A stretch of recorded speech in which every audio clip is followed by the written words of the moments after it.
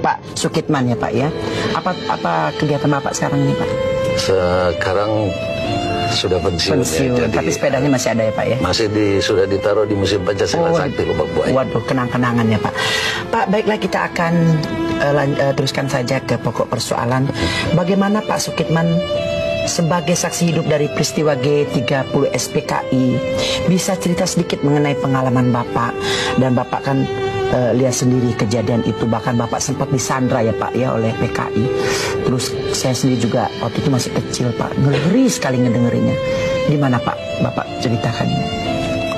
Baik, saya akan bercerita sepintas pengalaman apa yang saya lihat dan saya alami pada tanggal 30 September tahun 1965, tepat malam Jumat.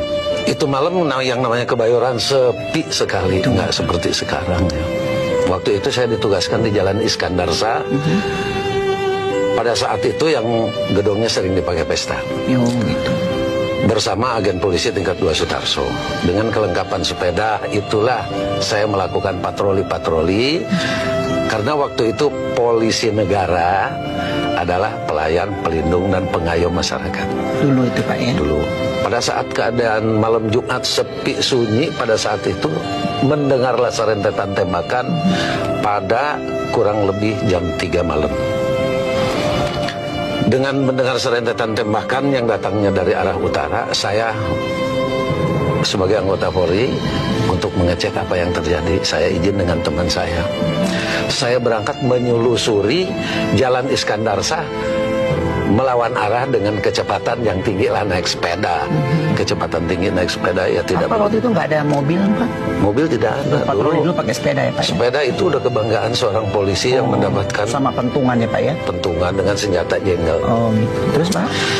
Dengan menaiki sepeda, saya izin dengan teman saya ngecek ke tempat kejadian.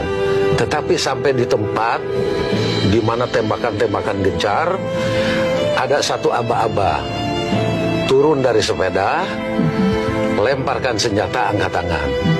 Dengan tembakan yang segitu gencar, saya sudah tidak berpikir panjang lagi. Saya turun dari sepeda, saya berhenti, kemudian saya keluarkan senjata, kemudian saya lemparkan. Dengan todongan-todongan senjata, saya diseret.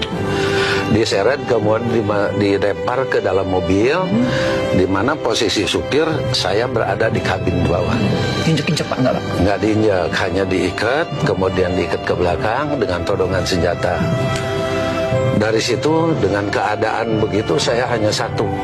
Saya mohon kepada Yang Maha Kuasa pertolongan untuk kepada yang lain sudah tidak mungkin.